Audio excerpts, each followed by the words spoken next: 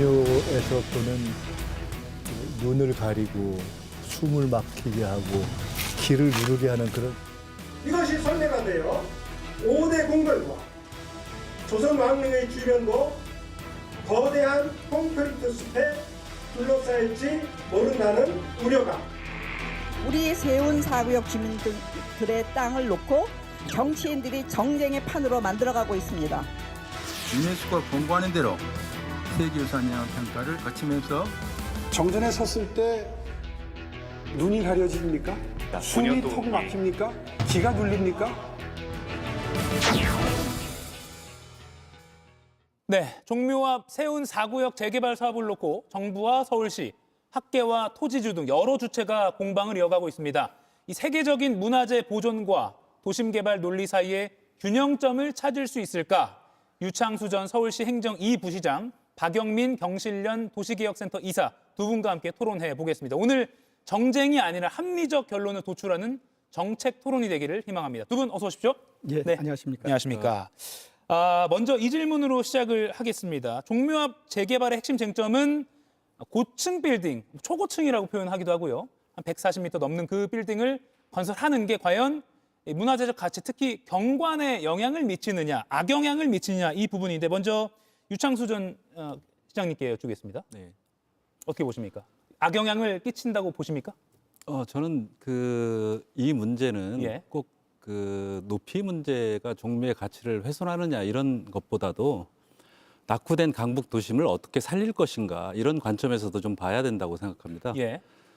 저희가 지금 세운 4지구 재개발은 그동안 서울시가 추진했던 청계천 복원 사업이라든가 광화문광장 조성 사업이라든가 동대문 디자인 플라자 조성 사업, 그러니까 낙후된 강북 도심을 어떻게 살릴 것인가 이런 문제에서 시작이 됐다고 보시면 되고요. 예.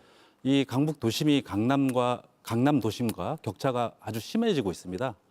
이런 격차를 줄이기 위해서 지금 제가 도표를 이렇게 하나 준비해 왔는데요. 예. 이 강남의 도심의 사업체 수라든가 종사자 수라든가 오피스 면적을 보면 거의 강북의 2배입니다. 그렇지만 강북에 거주하는 인구는 480만 명입니다. 그러니까 서울의 절반의 인구가 강북에 살고 있는데 강남의 도심과 비교해서 강북의 도심을 어떻게 살려낼지 이런 고민에서 출발이 됐다고 생각하시면 되겠습니다. 예. 저희가 말씀 주십시오. 예, 그래서 저희가 또 강북 도심을 살리면서도 대규모의 녹지 공간을 만들겠다라고 하는 그런 구상을 가지고 있거든요. 그러니까 종묘 앞 고층 이 건물이 들어서면 예.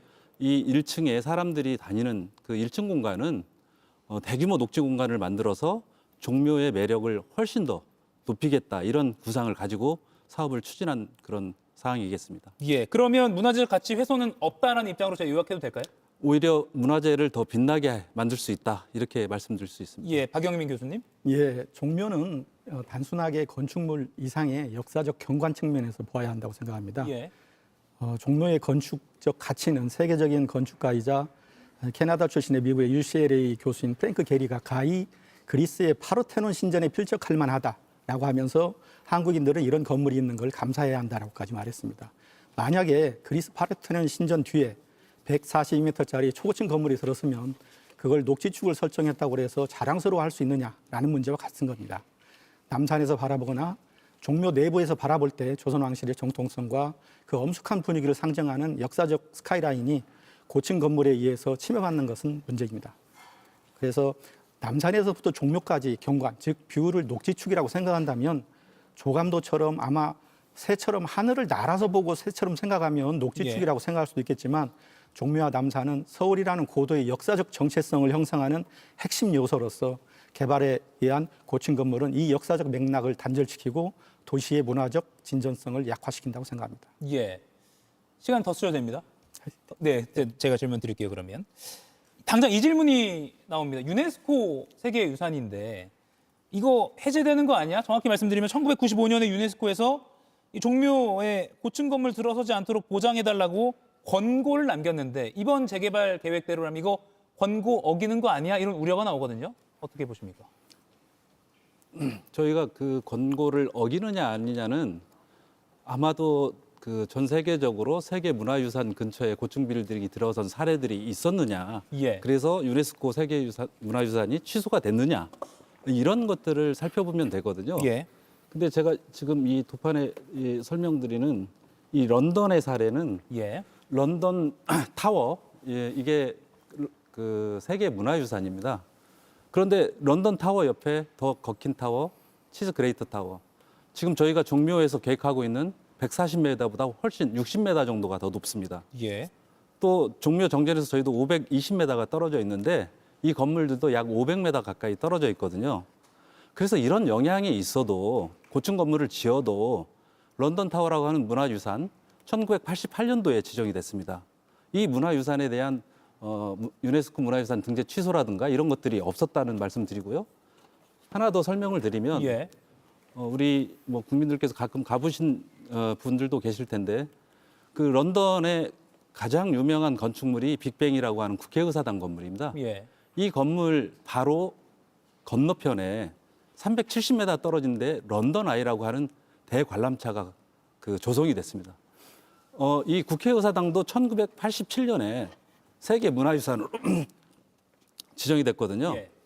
근데 이 런던 아이가 들어섰다고 해서 세계 문화유산 등재를 취소한다든지 그런 일은 없었습니다. 너무 기우라고 생각이 들고요. 예. 그럼 이번 재개발로 인해서 종묘가 세계유산에서 취소될 걱정은 안 해도 된다. 그렇습니다. 예. 어떻게 보십니까? 사실 그 대한민국은 세계유산 그 협약의 당사국으로서 종묘의 뛰어난 보편적 가치를 보호해야 할 국제적 의무가 있습니다. 예. 인근 개발로 인해서 경관에서는 리버풀의 사례와 같이 유네스코의 우려를 낳고 등재 취소의 빌미를 제공할 수 있습니다. 리버풀 시내에서 개발은 그 세계유산 인근에서 엄격한 높이 제한과 경관 규제가 적용되고 있는데 그 종묘 인근만 예외적으로 고층 개발을 허용하는 것은 세계유산 관리 원칙과 규제의 형평성에 어긋납니다. 종묘의 그 시각적 온전성이라든가 이런 것을 돌이킬 수 없이 훼손한다면 세계 문화유산으로서의 가치를 상실하게 만들 수 있고 세계 문화유산으로서 그 등록이 취소된 사례가 3군데 정도 있습니다. 예. 3군데가 있다. 그 중에 하나 리버풀 사례를 소개해 주셨거든요. 아까 지금 준비해 주신 거는 런던이고. 네, 그럼 예. 제가 리버풀 사례도 가져왔는데요. 예. 그 영국의 이제 리버풀은 그 세계 문화유산의 해양 산업 도시라고 하는 그런 그 문화유산으로 지정됐습니다. 예. 이게 이제 그 증기기관차 산업혁명 시대의 증기기관차의 기착지이고 증기기관차를 활용해서 화물 즉 산업 그 경제를 이렇게 활성화시켰다라고 하는 점에서 유네스코 문화유산으로 등재된 걸로 알고 있거든요. 그런데 이 경우는 뭐냐면 이 세계 문화유산의 이 전체가 세계 문화유산 구역입니다. 보호구역입니다. 그 안에 문화유산 그러니까 종묘 안에다가 건축물을 지었다. 그러니까 보호구역 밖에다 지은 게 아니라 예. 보호구역 안에 지었기 때문에 당연히 취소가 되는 거죠. 그 세계 지금 말씀하신 이제 교수님께서 말씀하신 세계 구역도 뭐냐면 엘베 계곡이라고 하는 독일의 드레스덴 예. 계곡이 있습니다. 거기에 이 보호구역 안에다가 교량을 이제 건설을 한 사례거든요. 그다음에 예. 오릭스 동물보호지구도 그 동물지구를 그 파헤친 겁니다. 그러다 보니까 대규모 개발을 이루어지니까 등재가 취소된 거지. 보호구역 안에서 한 행위에 대한 그 유네스코 문화유산을 취소한 거지. 밖에서 하는 행위에 대해서 취소한 건 아니고 아까 제가 런던의 런던의 국회의사당 사례라든가 예. 런던 타워 사례를 보면 그 밖에서 건축 건물을 짓는 것을 다 허용해 주는 그런 사례거든요. 예. 그래서 지금 아까 말씀하신 드레스덴 사례 등재 취소가 됐다. 이것은 아마 국민들을 호도하는 그런 얘기가 아닌가 이런 생각이 듭니다. 예. 리버풀 사례는 국민들을 호도하는 것이다. 그러니까 그 쉽게 말하면 그 울타리 내에 지었기 때문에 이건 취소가 되는 건 당연한데 종묘는 그 거리 바깥이다. 다르다라는 입장이거든요. 반론해 주신다면요. 네, 리버풀이 세계문화유산에서 등재 취소된 이유는 그 경관 지구 안에 안팎에서 초고층 건물에 의해서 경관이 훼손됐기 때문에 유네스코가 판단해서 등재를 취소한 겁니다. 사실은 경계 안에 있느냐 바깥에 있느냐의 문제가 아니라 실질적인 경관을 훼손했느냐의 문제가 규결이 되겠습니다. 그리고 또 한 가지는 유네스코는 리버풀에 대해서 2012년부터 리버풀을 위험에 처한 세계 유산 목록에 올리고 지속적으로 유산 보호 조치를 강구했습니다. 그런데 요구를 했는데 리버풀시가 이걸 충분한 협력을 하지 않고 개발을 강행하면서 결국은 세계 유산 지위가 취소되었습니다. 예. 이와 같은 그 상황은 현재 유네스코가 서울시에 대해서 세계 유산인 그 종묘에 대해서 세계 유산 평가를 하라는 그런 공문을 보냈는데도 그거에 대해서 적극적으로 협조하지 않고 있는 서울의 형태와 아주 유사합니다. 그래서 종묘가 세계 문화유산에서 취소될 그럴 가능성이 굉장히 크다고 봅니다. 예, 물론 이게 예견이고 추정의 영역입니다만 두 분이 완전히 엇갈리고 있습니다. 등재 취소 가능성에 대한 그 전망에 있어서요. 이에 대해서 또 추가로 보태실 말 있으십니까? 그러니까 아까도 말씀드렸지만 예. 그러니까 저희가 지난 그 대법원 판결에서 서울시가 승소한 의미가 어떤 거냐면 예. 문화재 보호구역 밖에서 하는 어떤 그 건축행위 이런 거에 대해서는 법률상으로도 국가유산청이 국가기관이 주민들한테 강요할 수 없다. 예. 이런 이제 그 얘기거든요. 또 종묘에서 그 빌딩이 보인다는 것만으로 이제 주민들한테 그 세계 문화유산 평가를 받게 한다는 것은 주민들이 지금 20년 동안 개발이 지체된 겁니다. 예. 그것을 주민들한테 강제를 한다고 하면 또다시 사업이 3에서 5년 정도 지연이 되는 거거든요. 예. 이런 것들을 주민들한테 서울시가 해라라고 강요할 수 없는 거고요.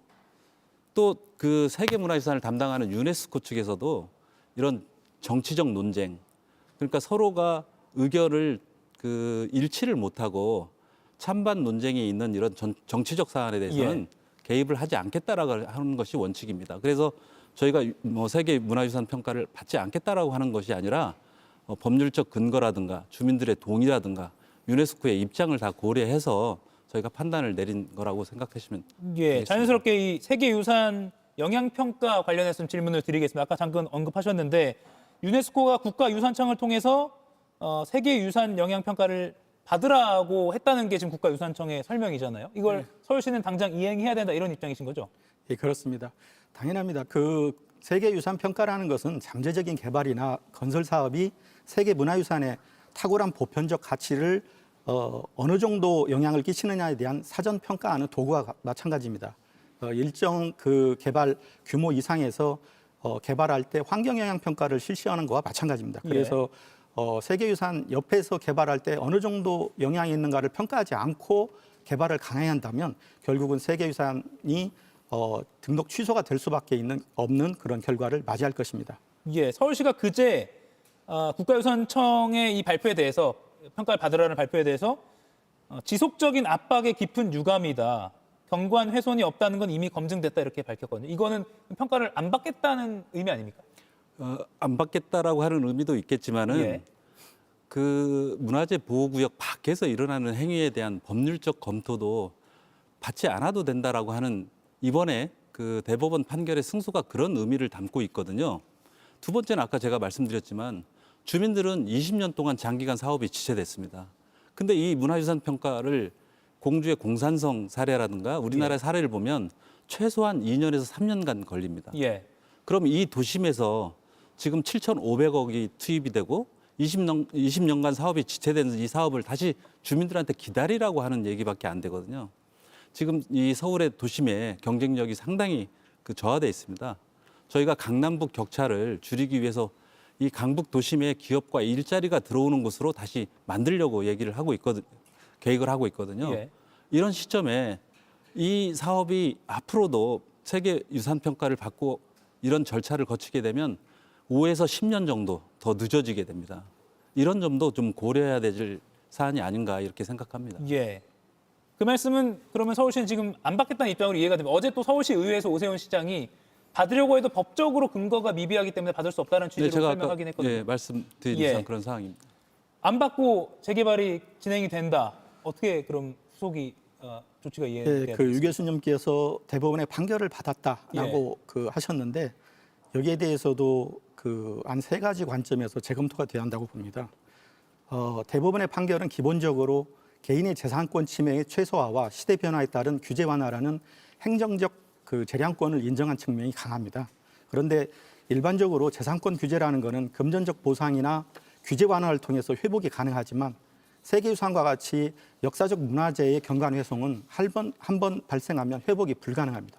그래서 종묘와 같은 세계유산이 가지는 가치는 공공복리의 측면에서 최고의 공익으로 간주되어야 하는데도 불구하고 일반적인 재산권과 등가의 그런 가치로 판단되어서 우선 보호해야 될 그런 세계 문화유산으로서의 당위성을 예.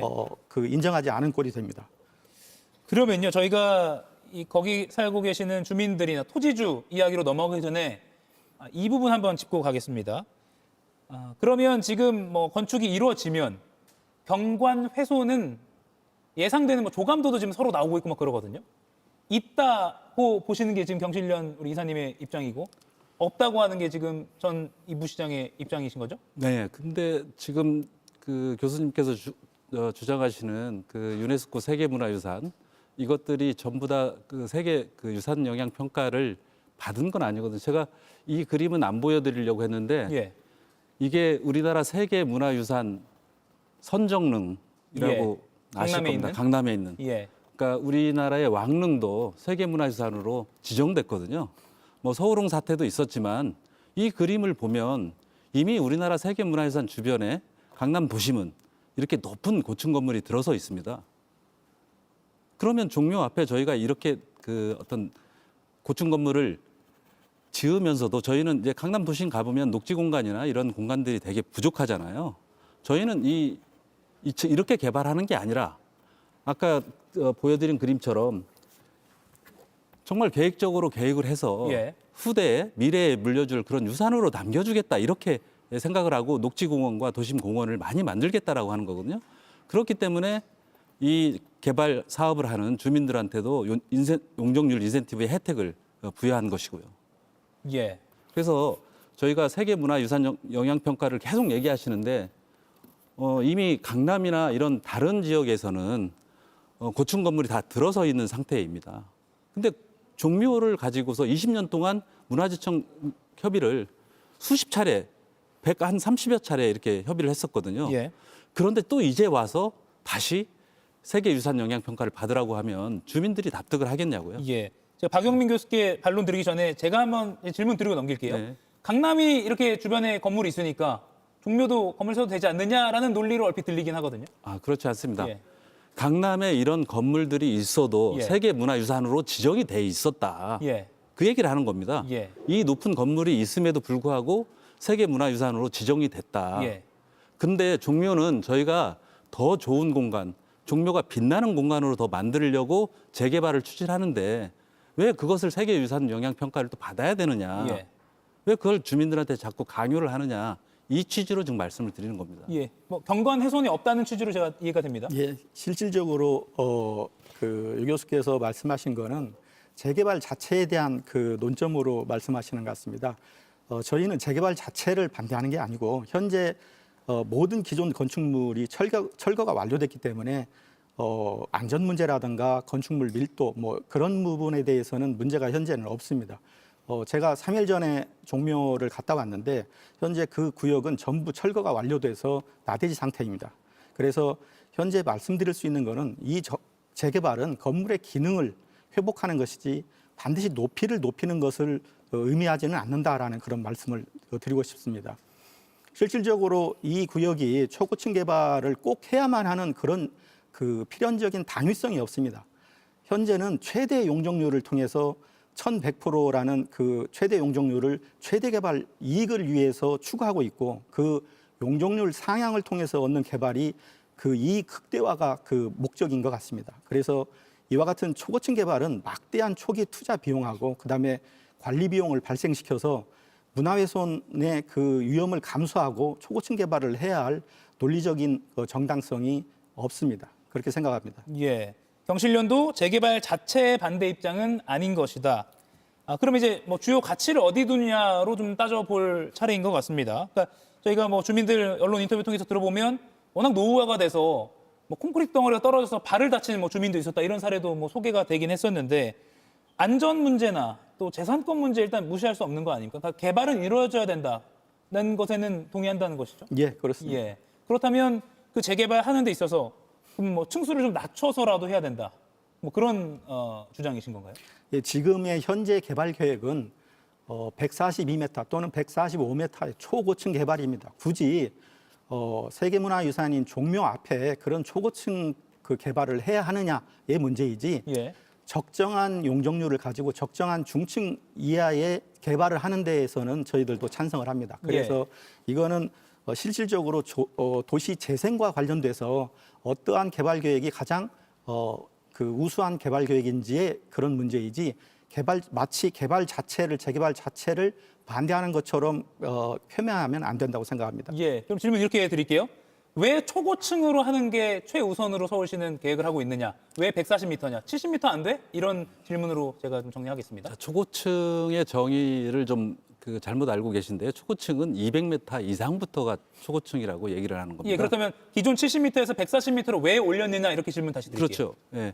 그런데 지금 70m의 이 개발을 할 때, 건축 행위를 할 때 70m로 하면 건폐 면적이라고 하는, 그러니까 건축물의 1층 면적이 녹지 공간이나 이런 공공 공간으로 쓸 수 있는 면적이 되게 적어집니다. 고층으로 올리면 당연히 1층 이 뚱뚱한 건물이 새 장비가 얇은 건물이 되겠죠. 예. 그러면 사람들은 어느 공간을 가장 많이 쓰냐면 1층 공간, 지상부 이 공간을 가장 많이 씁니다. 일반인들이. 그게 공익적인 그 환경이 되는 거거든요. 그렇게 해서 지상 공간을 풍부하게 휴식 공간이라든가 여가 공간으로 만들어내는 것이 우리 서울시의 녹지 생태 도심이라고 하는 정책의 일관된 방향이고요. 지금 그렇게 하게 되면 1층 공간이 가장 비싼 공간이잖아요. 예. 그 비싼 공간을 할애를 시민들한테 해주면 높이나 인센티브를 주겠다. 이런 취지고요. 또 아까도 말씀드렸지만 강남이나 이 강남의 어떤 도심의 이 업무 빌딩이나 대기업들이 상당히 많이 있습니다. 근데 아시다시피 삼성이나 현대차가 다 강남에 둥지를 틀고 있습니다. 우리는 강북 도심을 살려서 강남과 강북의 격차를 어떻게 줄이느냐. 강북의 주민들이 출퇴근이 가까운 도심으로 통근거리를 줄이고 그다음에 도심의 매력을 높여서 관광객도 모이게 하고 기업도 오게끔 만드는 그런 예. 정책으로 강북 도심을 활성화시키고자 하는 겁니다. 그러려면 어떤 유인책이 필요하잖아요. 그래서 용적률 인센티브하고 그 밀도를 높여주고 높이를 높여준 그런 사항이 되겠습니다. 예. 지금 일본 사례를 보면은요. 지금 우리는 문화재 주변, 아까 남대문 얘기했지만 동대문, 탑골공원 이 문화재 주변에 가면 전부 다 이 낙후되고 노후되고 슬럼화돼 있지 않았습니까? 일본은 저희 서울역과 같은 동경역이 있습니다. 이 동경역의 건너편은 이 일본의 그 일왕이 사는 예. 왕궁이 있거든요. 이 지역의 개발을 보면 옛날에 이 그 규제는 31m까지 높이 규제를 했었습니다. 예. 그런데 지금 200m 이상의 건축물을 지금 짓고 있거든요. 지어냈습니다. 저희가 예. 일본 출장에 갔을 때 본 사항인데 이렇게 높은 건축물도 문화재 옆에 바로 짓습니다. 우리는 남대문이나 동대문이나 탑골공원 주변을 가보면 그 주변이 왜 이렇게 낙후돼 있습니까? 문화재 주변에 문화재 보호구역이라고 하는 지금 이제 역사 문화환경 보존지역이라고 하는 이름이 바뀌었는데요. 예. 문화재 보호구역을 지정해놓고 관리도 안 하고 정비가 안 되는 겁니다. 왜? 높이나 이런 것들의 규제가 워낙 강하기 때문에 그냥 낙후된 채, 슬럼화된 채로 이렇게 남아있는 그런 현상이 되거든요. 예. 지금 이 일본 사례뿐만 아니라 뉴욕도 마찬가지고 최대 높이를 지금 우리는 140m가 높다고 얘기를 하잖아요. 근데 여기는 200m 이상을 짓고 있는 겁니다. 예. 물론 이 왕궁 자체가 이 다이아마루 지구가 유네스코 문화유산은 아닌 거죠. 문화재이긴 한데. 예, 문화유산은 아닙니다. 아까 문화유산에 있는 지역은 예. 런던에 충분히 제가 런던 타워라든가 런던의 빅뱅 주변도 그런 높은 건축물이 올라간다는 걸 보여드렸기 때문에 예. 높이 지어야 그만큼 쉬는 땅이 있어서 거기 녹지로 개발할 수 있다라는 주장으로 제가 요약을 하겠습니다. 어떻게 개발 반론하시겠습니까? 계획의 그 방향성이라든가 또는 방법론상의 문제는 여러 가지 생각할 수 있습니다만은 방금 그 예시로 든 도쿄 왕궁의 그 면적은 115만 제곱미터입니다. 종묘는 19만 4천 제곱미터로 종묘의 약 6배에 해당합니다. 그리고 일왕이 사는 그 소위 말하는 그 왕궁은 녹지하고 그다음에 해자가 있어가지고 옆에 있는 초고층 건물의 위압감이라든가 그게 전혀 없습니다. 제가 작년에 갔을 때 봤습니다만은 실질적으로 많은 빌딩이 있어도 그와 같은 부분은 느끼지 못했고 세계문화유산이 아니기 때문에 일본 왕궁을 직접적으로 거론하는 것은 여기에서 비교 대상이 될 수 없다고 생각하고 실질적으로 종묘하고 가장 비교될 수 있는 사례가 종묘하고 교토시의 이조성을 비교하는 것이 가장 타당하다고 생각합니다. 종묘는 1995년에 세계유산이 됐고요. 그다음에 일본 교토시의 이조성은 1994년에 유네스코 세계문화유산이 지정이 됐습니다마는 이조성 주변의 경관은 현재 31m 규제, 일본 말로 백척 규제라고 하는데 1919년에 일본의 대정 시대에 그때부터 지금 문화재 교토 같은 문화재 보호구역에서 건물 높이를 31m로 규제하고 있습니다. 그리고 이조성 주변의 인근은 현재에도 15m에서 20m 이하로 규제하고 있습니다. 그와 같은 엄격한 세계문화유산에 대한 규제의 사례가 있고 또 한 가지 1993년부터 95년까지 교토호텔 경관 분쟁이라는 게 있습니다. 그 교토호텔 경관 분쟁은 교토호텔을 리모델링 할 때 20층으로 리모델링 하고자 했을 때 교토에 있는 많은 전문가들, 경관을 걱정하는 많은 전문가들이 문제가 있다라고 해서 20층짜리 교토 호텔이 13층으로 결국은 지어지는 그런 사례가 있거든요. 그래서 이와 같은 훌륭한 경관 사례가 있고 그런 역사적 분쟁을 겪어서 일본이 2007년 경관과 관련된 조례를 설정하게 된 겁니다. 예. 그렇게 꼭 높이 질 필요가 없다. 그렇습니다. 이런 주장을 하시는 거군요. 네. 교토의 사례처럼. 그러면 지금 벌써 2분밖에 남지 않았어요. 네. 그러면 140m를 꼭 고수해야 된다. 아니다. 그 절반 이하로 내려야 된다. 이렇게 극단의 주장 말고 타협점이라는 것도 지금 도출을 할 가능성이 있는 겁니까? 네, 있겠습니다. 예. 그럼 예를 들어서 용적률을 낮추고 층수를 낮추고 녹지를 좀 그러면 줄이고 이렇게 되나요? 그것보다는 좀 한 가지 더 생각해야 될 게 예. 강남북 균형 발전의 차원에서 한번 봤으면 좋겠다. 강북 도심이 계속 낙후되면 강북의 기업과 일자리가 들어올 수가 없습니다. 그러니까 서울의 절반 인구가 사는 480만 강북 주민들은 지금 저희가 서울시에서 이렇게 강북 도심으로 통하는 동북선이라든가 면목선, 이제 동북선은 얼마 안 있으면 완공이 되거든요. 그러면 강북 주민들이 이 전철이 완공이 되면 도심으로 도심으로 들어와서 일자리와 회사에 다녀야 되잖아요. 통근거리가 짧으니까요. 청량리에서 종로 3가까지 10여 분밖에 안 걸립니다. 창동에서 동대문까지 한 20여 분이면 옵니다. 저희가 이 모든 것이 강북 도심을 활성화시켜서 강북 지역의 경제, 또 일자리, 또 강북 주민의 편리성 이런 것들을 다 고려해서 예. 이 도심의 어떤 재개발을 추진하고 또 그 인센티브를 줘서 도심의 녹지공원을 많이 확보하자 이런 취지거든요. 예. 뭐 종묘의 문화재적 가치를 훼손하자 이런 취지가 아닙니다. 강북 지역의 발전, 낙후성을 어떻게 강남과 강북의 집값 차이를 어떻게 줄여주고 살만한 곳으로 만드느냐 이런 취지라고 좀 생각해 주셨으면 좋겠습니다. 예, 박 교수님께 마지막 1분 드리겠습니다. 예, 지금 우리가 지키고자 하는 것은 종묘는 단순한 과거의 산물이 아닙니다. 종묘는 조선 500년의 정신과 철학이 담긴 시간의 결정체이고 과거와 현재 그리고 미래 세대를 이어주는 대한민국 서울의 영속적인 정체성이 되겠습니다. 서울시가 주장하는 녹지, 일자리 같은 단기적 공공기여도 물론 중요합니다. 그러나 한번 파괴되면 영원히 복원할 수 없는 종묘의 시각적 완전성, 즉 비가역적인 역사적 경관을 돈으로 환산할 수는 없습니다. 지금의 고층 개발이 단지 이윤이라는 논리로 영속적인 역사적 책임을 압도하는 행위입니다. 이는 예전에 조선 총독부가 경복궁의 권유를 짓밟았듯이 자본의 논리로 종묘의 신성한 위계를 무너뜨리는 역사적 퇴행이 되겠습니다. 그리고 서울시가 세계유산을 지켜야 할 국제적 의무가 있는데도 불구하고 현재의 편의를 위해서 미래 세대가 누릴 역사적 유산을 파괴할 권리는 없습니다. 우리 시민은 지속 가능한 도시 철학에 입각해서 종묘의 시간적 영속성을 존중하는 개발 계획으로 우리가 모두 짊어져야 할 그런 책임을 져야 할 것으로 생각합니다. 예, 시간이 훌쩍 지나갔습니다. 지금까지 유창수 전 서울시 행정부시장 그리고 박영민 경실련 도시기억센터 이사와 함께 종묘 재개발 관련한 토론을 나눠봤습니다. 시청자 여러분께서도 이 사안을 이해하는 데 좀 도움이 되셨으면 좋겠습니다. 두 분 고맙습니다. 이가역 라이브를 시청해 주셔서 고맙습니다. 이가역 라이브는 평일 오후 5시 TV와 유튜브로 실시간으로도 함께하실 수 있습니다.